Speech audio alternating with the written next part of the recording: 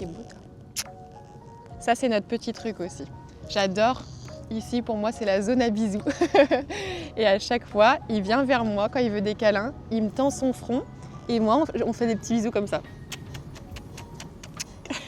Avec mon copain, c'est ce qu'on se dit. Et franchement, on trouve que c'est vraiment le chien parfait. On le compare souvent à un enfant. On dirait qu'il a 8-9 ans à peu près. Pour nous, c'est notre fils, hein, de toute façon. C'est notre premier bébé. Moi, j'ai toujours vécu avec des animaux. Petite, j'ai eu des chats, j'ai eu un chien aussi, un bouvier bernois. Avant d'avoir Clark, en fait, quand on en a parlé pour adopter un chien, je savais absolument que j'avais besoin d'avoir un chien près de moi. Je ne pouvais pas l'expliquer, c'était vraiment un besoin. Je suis quelqu'un qui peut facilement stresser et je savais que ça pouvait apporter énormément d'amour.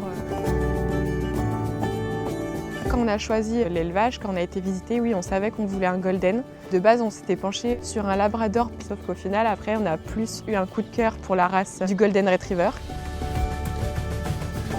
Et mon copain m'avait dit un jour, vu qu'il aime beaucoup l'univers de Superman, il m'avait dit « Ah, mon fils, il s'appellera Clark ». Et j'ai dit « Le chien si tu veux, mais pas le fils ». Et donc c'est comme ça que Clark s'appelle Clark. En fait, le lien, il s'est créé tout de suite parce que quand on était à l'élevage pour choisir le chiot qu'on voulait, il y avait 3 mâles et il y en a un qui s'est posé sur les jambes de mon compagnon. Il m'a dit « C'est bon, c'est lui, c'est sûr ». Et c'est comme ça que du coup, on a pu le récupérer 1 mois plus tard. La première fois qu'on a été le voir, donc il avait 1 mois et 1 semaine. Et on était tellement excités de l'avoir vu, on avait tellement eu un coup de cœur. Il y a quelque chose vraiment qui s'était créé direct dès la première rencontre. Et le soir, même quand on est rentré de l'élevage, on a direct acheté son premier panier, son premier doudou, ses premiers jouets, ses gamelles, parce qu'on avait trop hâte de l'avoir. Moi, je comptais les jours. On a été le chercher à 2 mois et 1 semaine. Il a même pas pleuré le soir quand il était à la maison. En général, les chiots, ils sont séparés de leur maman, de leurs frères et sœurs, etc. Donc ça fait un changement pour eux. Mais lui, il s'est vraiment très vite adapté. Et on était trop heureux parce qu'on avait une boule de poils qui courait partout dans l'appartement. Et c'est une nouvelle vie qui commence aussi, donc une responsabilité. On se dit que on va l'avoir pour les 10 voire 15 prochaines années. Donc c'est vraiment une nouvelle aventure. Vu que moi je suis à mon compte, je travaille de la maison. Donc c'est plus simple, je suis toute la journée avec lui. Et des fois, il a besoin d'attention plus que d'autres journées, donc du coup, il fait des petits couinements, donc du coup, j'essaie de faire des pauses, je joue un peu avec lui, je lui fais des câlins. Après, j'en profite quand il dort et je peux travailler. Donc toute la journée, oui, je lui parle, mais lui, des fois, quand il en a marre que je le calcule pas, il va m'engueuler un petit peu à me faire des petits aboiements légers pour me dire hey, « coucou, je suis là, occupe-toi de moi ». Quand on est dans la cuisine, évidemment, il est toujours là, il regarde ce qu'on fait pour voir s'il n'y a pas un petit bout qui tombe. Voilà, plein de petits moments comme ça. Ça, c'est sa corne, il l'adore. Depuis petit, il l'a. Enfin, il en a eu plusieurs. Mais c'est vraiment sa mastication préférée. On monte les doudous ? Allez, viens. Viens, on monte les doudous. Les Golden, en général, sont connus pour adorer les peluches. À Noël, il a des peluches en cadeau, venant de toute la famille, pas que nous. Il doit en avoir une bonne vingtaine. À chaque fois qu'on fait un voyage, on lui ramène des peluches. Par exemple, ça c'est le sanglier de quand je suis allée en Corse. Je lui ai ramené un petit souvenir. Et donc ça c'est le crocodile de quand on a été en Tunisie. On lui a ramené de Tunisie, il n'était pas avec nous. Il avait 4 mois. Donc on a été à la ferme du crocodile. Donc on s'est dit qu'on allait lui ramener cette petite peluche. Alors là, il veut les papouilles. Il passe plus sa vie sur le dos, je pense, que sur ses pattes. On va aller se promener ? T'es content ? Ah ouais. Clark, assis ? C'est bien. C'est très bien. Tu veux une friandise ? Qu'est-ce que c'est ? Oh, tu fais le beau ? Oh.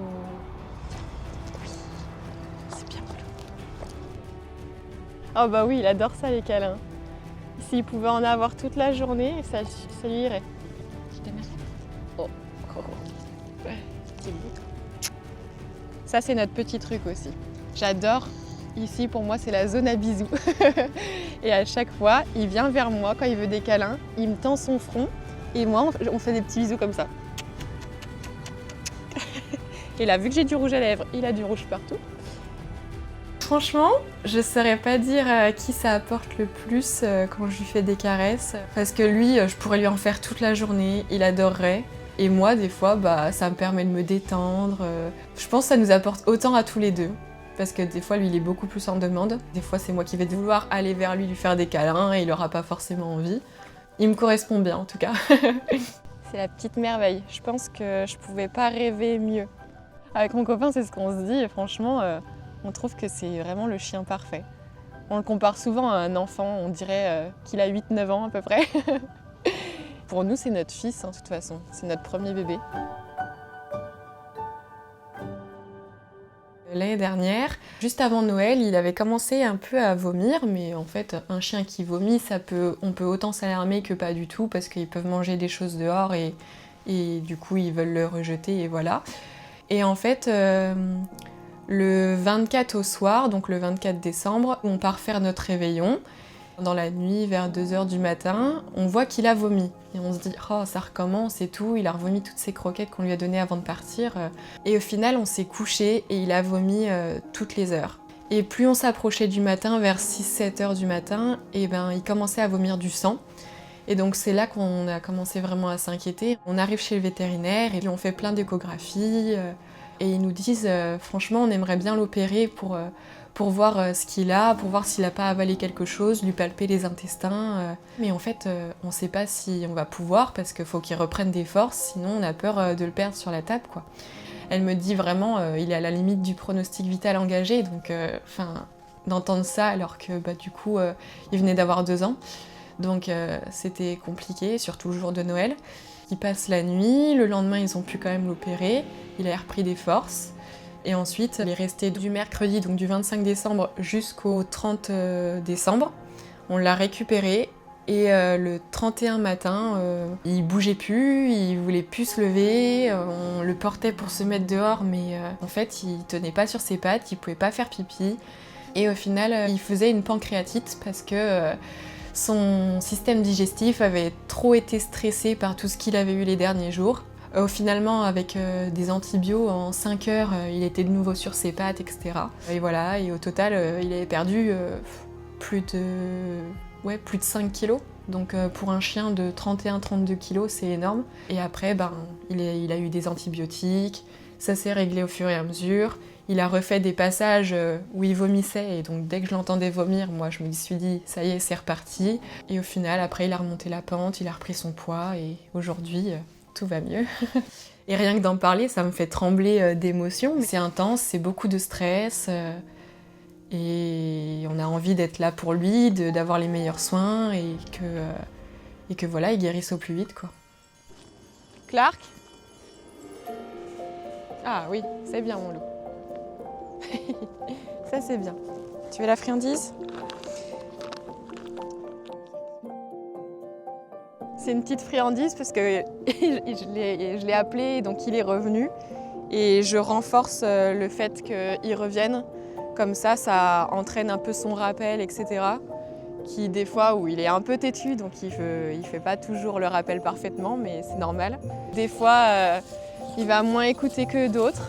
Mais quand c'est comme ça, on essaye de reprendre un peu les bases et de lui rappeler que il faut faire ça, il faut pas faire ça, etc. Et quand il était petit, il nous a jamais fait de grosses bêtises. Et à chaque fois, quand on est vers notre famille, ils nous disent franchement, Clark, il est super bien éduqué. Donc c'est vraiment une fierté parce que c'est du temps et de la patience aussi. Clark, hop! C'est bien ça. Tu restes au pas, viens. Si j'avais une baguette magique pour lui dire une phrase, j'aimerais bien savoir ce qu'il pense déjà, qu'on puisse vraiment parler. Et je pense que ce seraient les choses que je lui dis déjà tous les jours, que je l'aime et que c'est le petit chien parfait. Je pense qu'on n'aurait pas pu rêver mieux comme chien parce que vraiment il comprend tout et qu'on n'imagine pas notre vie sans lui. Et ouais, franchement, on se dit des fois, comment on faisait avant sans lui, quoi.